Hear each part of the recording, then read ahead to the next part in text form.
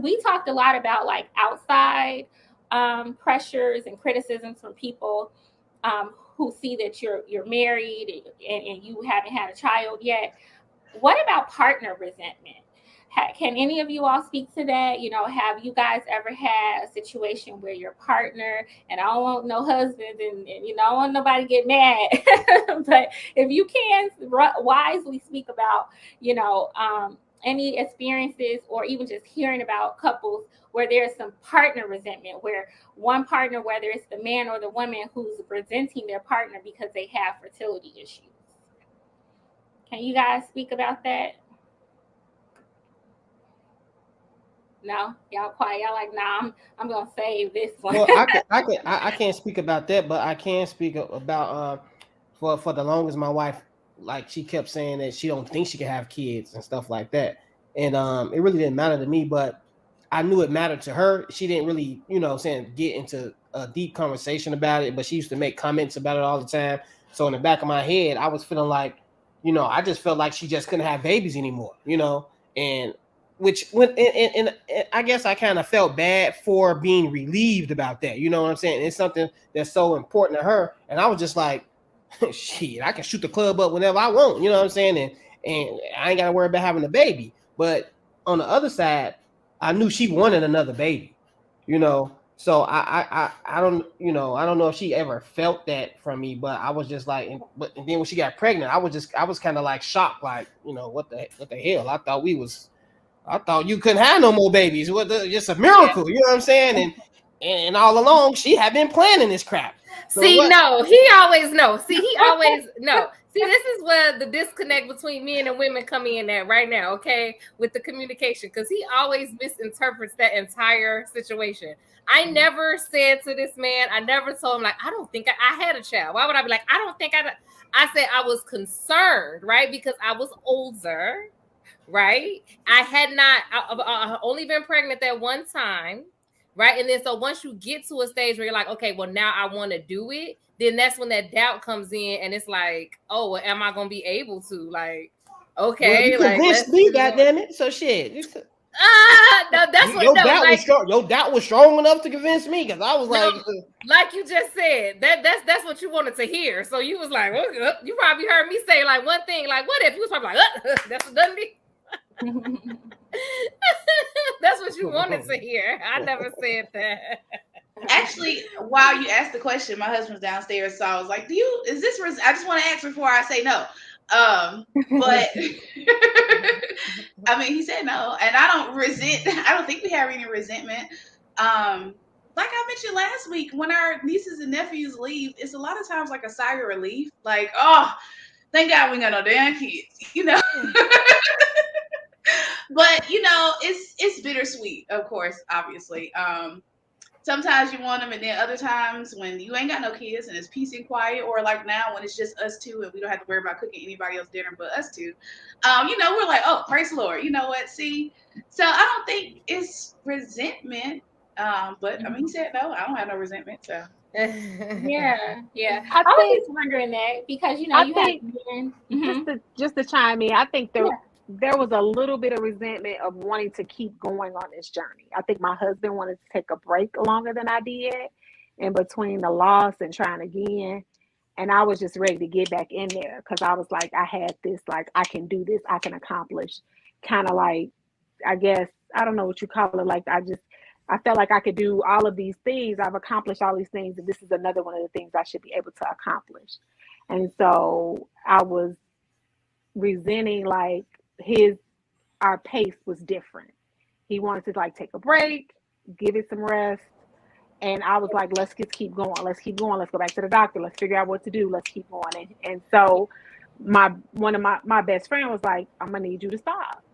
He trying to tell you he wants to stop for a while, not forever, but just take a break. And so I kind of did like what Jobo did. I went traveling. We went to South Africa. We did some other things, to give ourselves a break. But as soon as I got back, I was like ready to get back on the horse. So it was a little bit of that resentment. And literally. Literally get back on the horse. But so that was where the resentment came in, just trying to match our kind of pacing of it. You guys remember that movie with Chris Rock?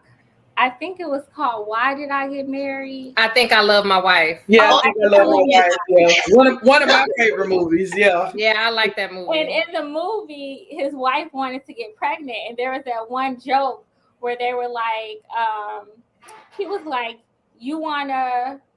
She was like, "You only wanna make a baby to have sex," because she was like pressuring him to like, try to make this baby. She's like, "You only want to make a baby when it's time to have sex," and he's like, "You only want to have sex to make a baby," And so I think you're thinking about that's the movie with D.L. Hughley, right? Yeah, I think that is Why Did I Get Married with Tyler Perry and the other lady he was with that didn't want to have kids, or she had an abortion. Oh yeah, not Chris Rock. Was it or was that the brothers? No, look at us. No, it wasn't the brothers. We like, oh, brothers. He wanted some head. Right. That's right. That was what I was going to ask. Ashley, was it Deliver Us from Evil? Because then she have a sister that didn't want to have kids. This is a common movie trope. Apparently, y'all should be ashamed of y'all. Right, like the movie sounds familiar, but it's not the Chris Rock movie. It's not that one. Yeah. So when you guys say you want, but we know what you're talking about, girl. Yeah. Right. With Miss Latanya and Miss Jovo, when you guys say you just wanted to hop back to it, I mean, I made the joke earlier about cream pie, but like, were you guys like, fill me up, big dog, or was it like, my God, not what you were doing? We were on a scheduled calendar. Look, okay. This when I ovulate, this when my husband was like, and because my husband works second shift and I work first shift, he was like, look, you is just doing the most here. And I was like, let's get it. Like, as soon as you walk in the door, we on the calendar. I sent you the calendar number. Come on, let's get it. He was like, I'm gonna need you to. Well, my husband already says that it's a chore, so he feels your husband's pain.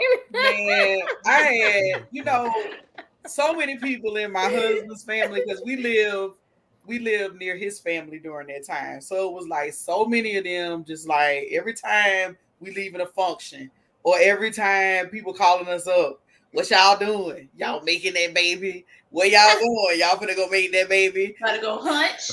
Yes. So crazy. And it's just like some days I wanted to say, no, I want to go home and go to sleep because I'm exhausted.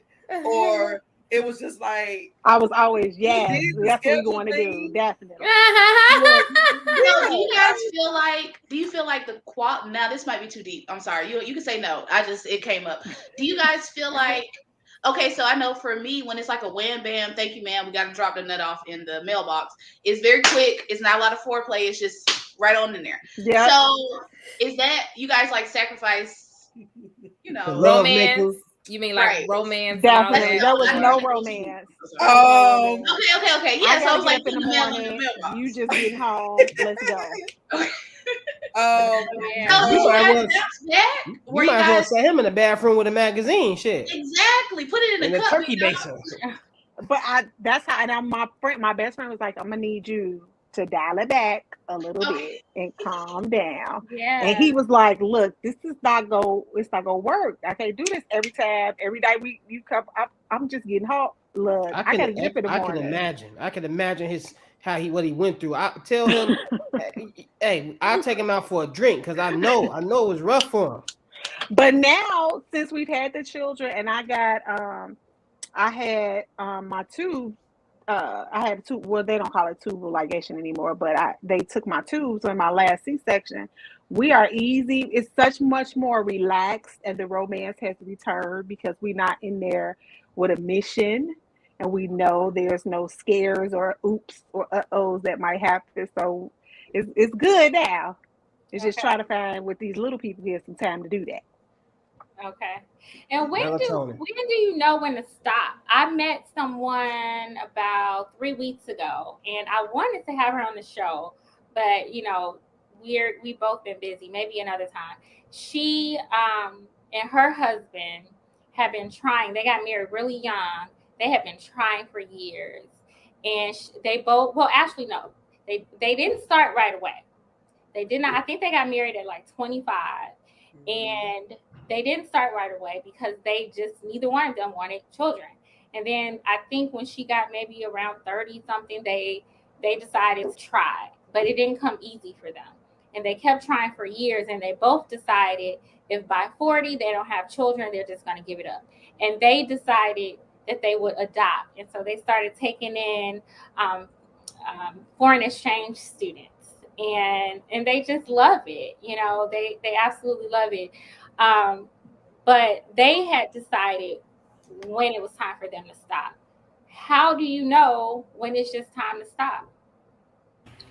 Yeah, I think that just goes like with anything else, you know.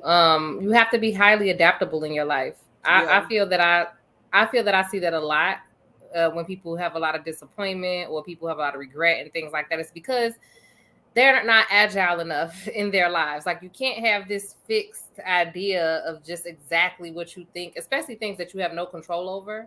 You know, you can't really have this fixed idea like it's gonna work out like this. Like, you have to be adaptable. So you kind of gotta gauge that for yourself, and you have to be able to adjust. Like you said, like they realized the thing, they adjusted, and they found something else that was fulfilling, right? Instead of spending more and more time, get more and more beat down and wore down, hyper focused on this thing that they just feel like they just have to be fulfilled. You know what I mean? So I think that's where it goes. Like, if you getting too worn down, if it becomes, you have to just, you have to readjust, redirect, and find something else, and that's okay too, because it's not one size fits all life, and most of the stuff you don't have no control over. So exactly.